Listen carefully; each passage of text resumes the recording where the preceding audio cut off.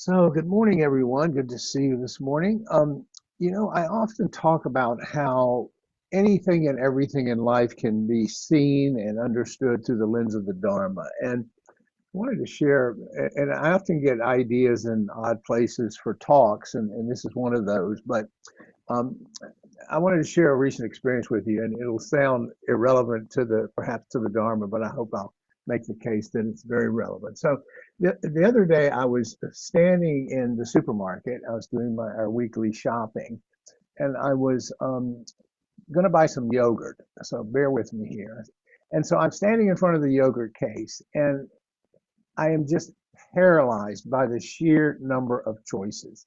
Greek, Icelandic, Australian, non-dairy, low fat, full fat, zero fat, with fruit, without fruit, organic, grass-fed, probiotic, local, imported, cups, tubes, bottles. I mean, it was just like, whoa. And I just sort of got sucked down that rabbit hole. I'm reading labels, I'm looking at protein counts, I'm doing all this stuff. How happy were the cows, the whole thing. And, and I finally just gave up. I just bought a bag of pretzels and left and came home. It was like this is too frustrating. So the reason I bring you this silly story is because as Doug says, all in primary colors, of course, is because this sort of low grade panic in the face of too many choices is what I want to talk about. And how do we deal with this or understand this through the lens of the Dharma? Because I think we've all been there, whether we've been conscious of it or not. And since because we're so overwhelmed with choices, we're sort of living in the epicenter of this modern paradox. The idea being the more options we have, the less satisfied we are, the more we suffer. We suffer not from too many choices, but from too few choices. And the more we suffer with this, the more we crave the next option, the next response, the next novelty, or whatever. And so, as both a psychologist and a teacher, a Buddhist teacher, I see this everywhere. I see it in my own mind. I see it in all of you. I see it in the world. I see it in everyone I meet. And without even having to contend with all the choices, the Buddha many years ago saw the root of my suffering the other day, which is tanha, craving. You know, Herbert Simon, some of you may know his name. He was a Nobel laureate, a pioneer of artificial intelligence way back when. He called it the quote siren song. Well, I lost that. Siren song of endless options. Siren song. And then Barry Schwartz, who is a good friend of our own Joe Bernheim, who I'm going to ask to tell us a little bit about Barry during the discussion. Psychologist, brilliant teacher, was at Swarthmore for many years.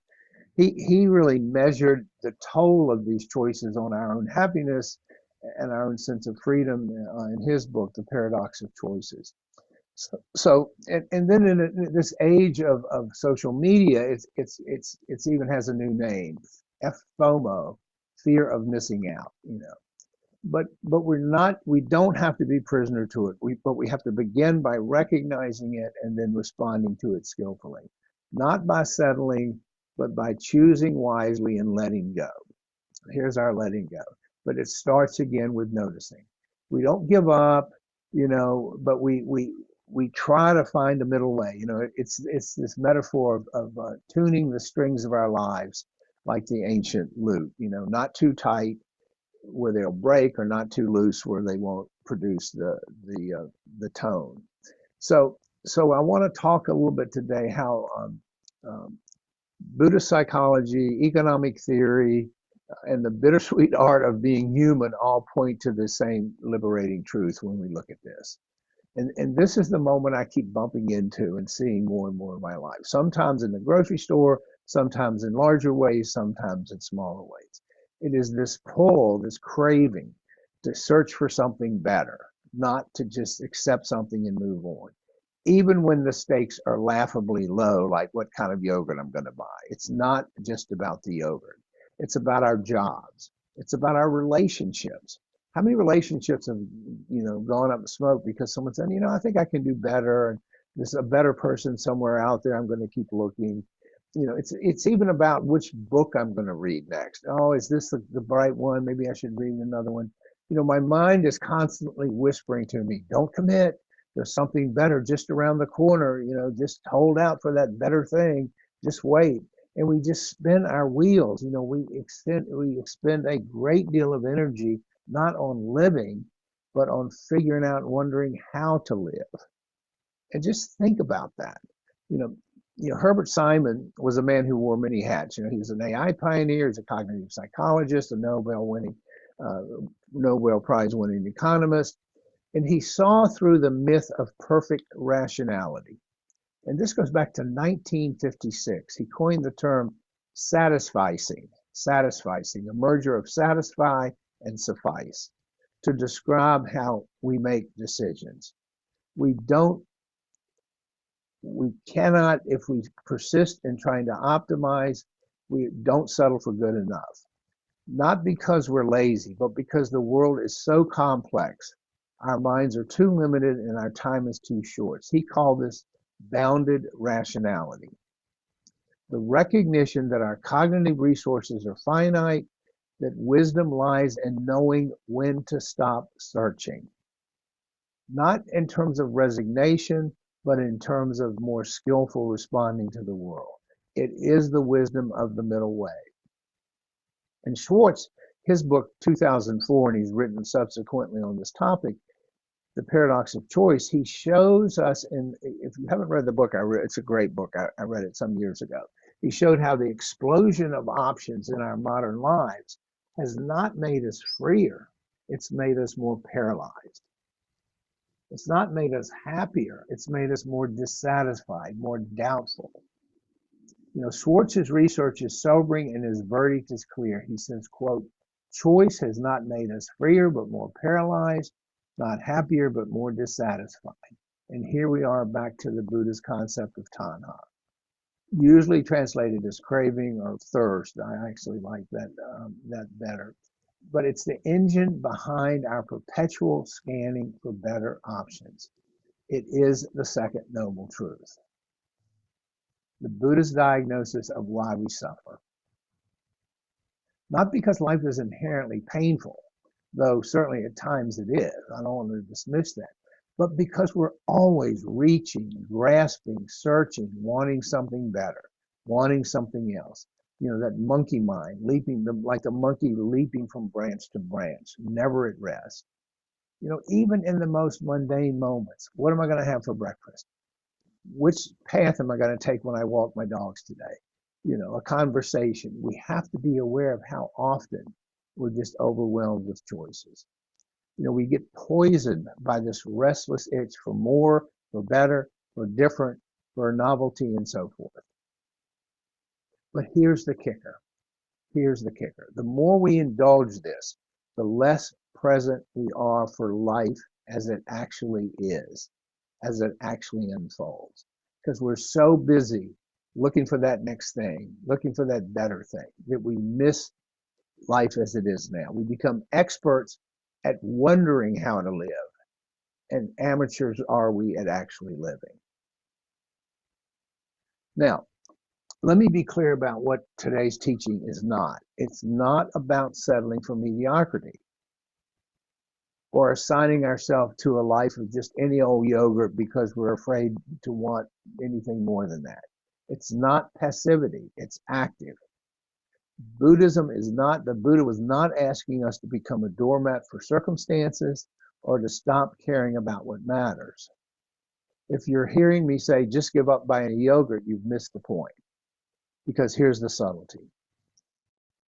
The Buddha distinguished between tanha, the compulsive endless craving, and chanda, chanda, the intentional, wholehearted engagement with whatever's in front of us or whatever we've chosen.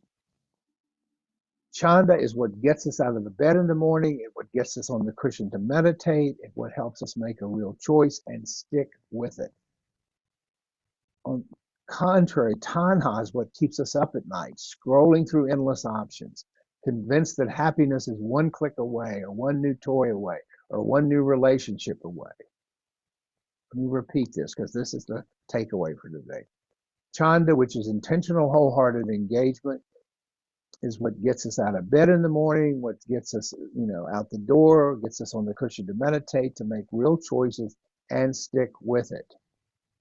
Tanha is what keeps us up at night, scrolling through endless options, convinced that happiness is one more click away, one new more toy. The difference is, to use one of my favorite metaphors, between a clenched fist and an open hand. One is tight, anxious, always grasping.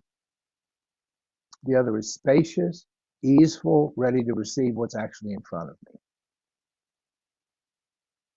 And there's another word here that describes this, and it's contentment, which the Buddha called, by the way, contentment the highest wealth.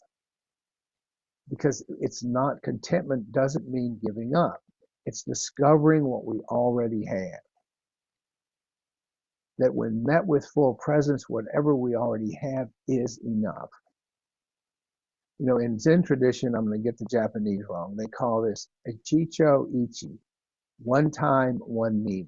One time, one meeting. Every moment is unrepeatable, deserves our full attention. Impermanence is not a reason to hedge our bets and wait for the next shiny thing. It is the reason to invest fully in the moment that we've decided on or chosen. Whether it's the type of yogurt, whether it's a conversation, whether it's walking my dogs, none of them will ever happen again quite like this. So think of this as unclenching our fist and discovering what's in our hand. The freedom is not in having every option. It's in being present with the option that we've chosen. So what does this look like just in practical terms? Well, for me, it means standing in the yogurt aisle, feeling that familiar tug of tanha, that urge to optimize, to find the perfect yoga, the fear of missing out on the perfect yogurt by making the wrong choice, and then noticing when that craving hardens into clinging. When I start to believe that my happiness depends on getting this choice exactly right, whatever that is. It means remembering the second arrow and choosing not to shoot it into my chest. It means picking a yogurt, any yogurt that meets my basic needs, and moving on. And in the larger sense, it means practicing with an open hand and not a tightly closed fist. It means tuning the strings of my life to the middle way, neither too tight with perfectionism or too loose with indifference. It's not finding the perfect yogurt, but it's not caring at all about it. It means, above all, that good enough is not a consolation prize. It is the path of liberation. Good enough is the path to freedom. And so what happens is the energy I spend on indecision in front of the yogurt case for 10 minutes is all of a sudden available for living my life more fully. This is not some grand enlightenment, some altered consciousness. This is a small, ordinary, moment-to-moment freedom, which is exactly what practical Dharma promises us. So I want to leave you with an invitation today. Today, notice when you're caught in the search for something better. I don't care if it's, which spice to use, which TV show to watch, which purchase to make. The next time you find yourself hesitating over yogurt, over plans, over anything, try to make a choice. Just set all that aside. Commit to a choice, invest in it, and let the rest go. Notice what happens in that moment to your energy, to your presence, and to your sense of ease.